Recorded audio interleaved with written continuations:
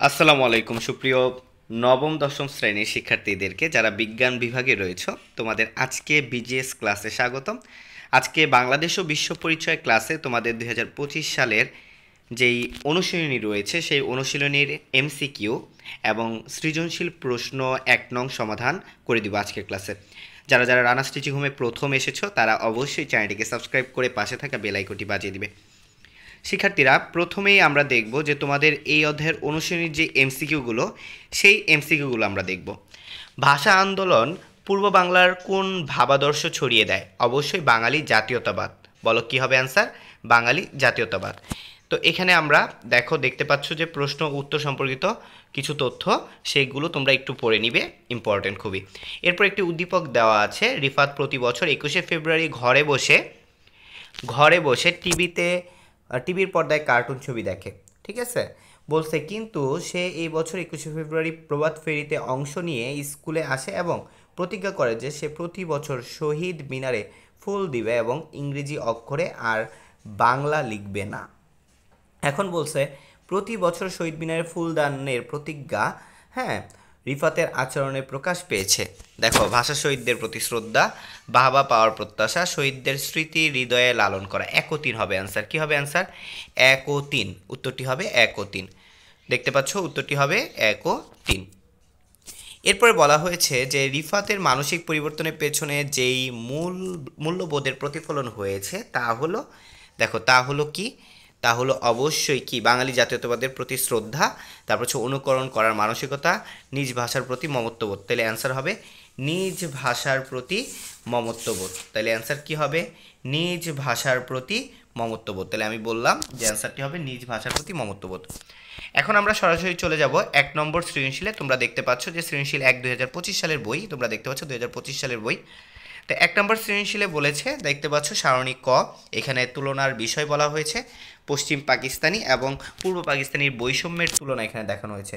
তালিকা খতে দেখো, এখানে বলা হয়েছে পশ্চিম পাকিস্তান পায় এত টাকা, পূর্ব পাকিস্তান পায় এত টাকা 1955 থেকে 60 সাল পর্যন্ত, 1960 থেকে 1965 সাল পর্যন্ত।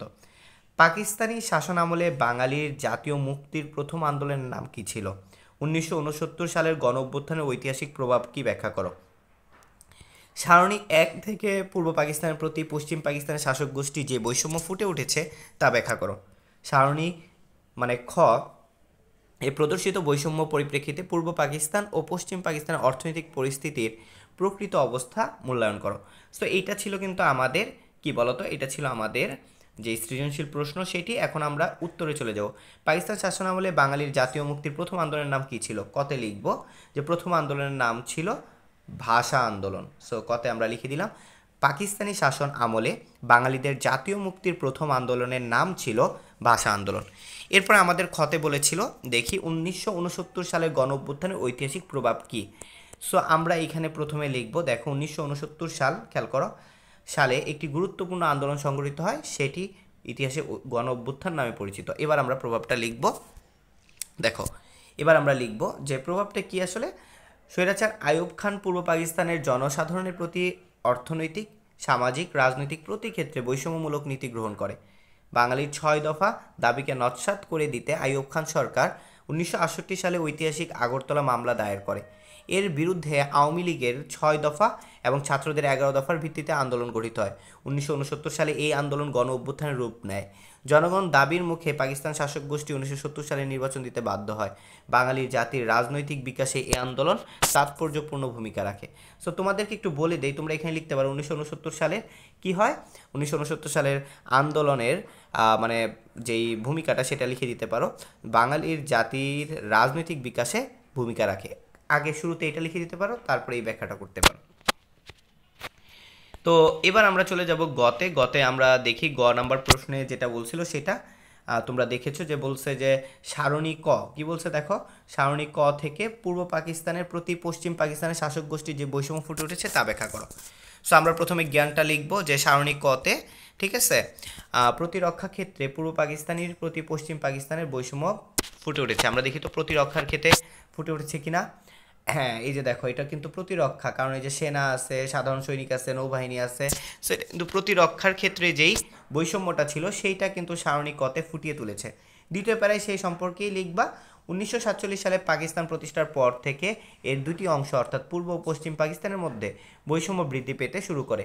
পাকিস্তানের মোট জনসংখ্যার 56% ছিল বাঙালি, তবুও রাষ্ট্র পরিচালনা, প্রশাসনিক দায়িত্ব পালন, অর্থনৈতিক ও রাজনৈতিক অধিকার ভোগ সহ সব ক্ষেত্রেই বাঙালির প্রতি পাকিস্তানি শাসক গোষ্ঠীর শোষণমূলক নীতি বজায় ছিল। প্রতিরক্ষা রক্ষার খাতেও এর ব্যতিক্রম ছিল না। এবার আমরা তৃতীয় প্যারা লিখব প্রয়োগে।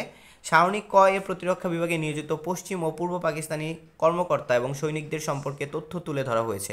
পাকিস্তানের প্রতিরক্ষা বিভাগের স্থল, নৌ ও বিমান বাহিনীতে বাঙালির নিয়োগ পদোন্নতির ক্ষেত্রে চরম বৈষম্য বিরাজ করছিল। মোট অফিসারদের মাত্র 5% সেনা কর্মকর্তা ছিল, যেটা তোমরা প্যাসেজ থেকে লিখবে অর্থাৎ ছক থেকে লিখবে, অথচ 95% ছিল, মানে 95% ছিল পশ্চিম পাকিস্তানে।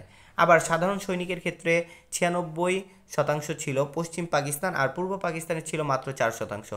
এছাড়া নৌবাহিনীর উচ্চ পদস্থ কর্মকর্তাদের 81% ছিল পশ্চিম পাকিস্তানি, অন্যদিকে বাঙালি ছিল মাত্র 19%।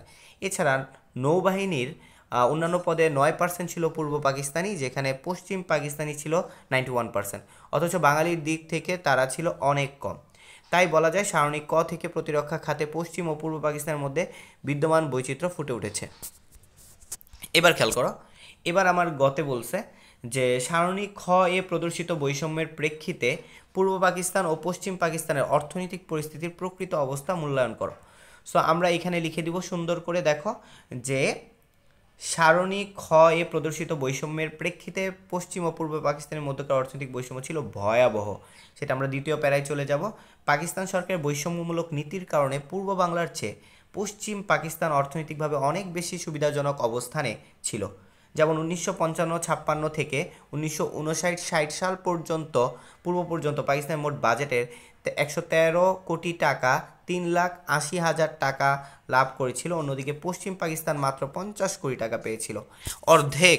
অর্ধেক দেখো, একটু খেয়াল করো, মাত্র কত দেখো, অন্যদিকে মানে এটা পেয়েছিল হচ্ছে পূর্ব পাকিস্তান, অন্যদিকে পশ্চিম পাকিস্তান 500 কোটি টাকা পেয়েছিল, মানে কত গুণ বেশি, প্রায় 5 গুণ। একই হারে, অর্ধেক না 5 গুণ, একই হারে 1960 থেকে 61 সালে থেকে 1964 থেকে 65 সাল পর্যন্ত পূর্ব পাকিস্তানের বরাদ্দ ছিল মাত্র 648 কোটি টাকা, যেখানে পশ্চিম পাকিস্তানের বরাদ্দ ছিল দেখো 22,230 কোটি টাকা। এই বৈষম্য তো আরও বেশি।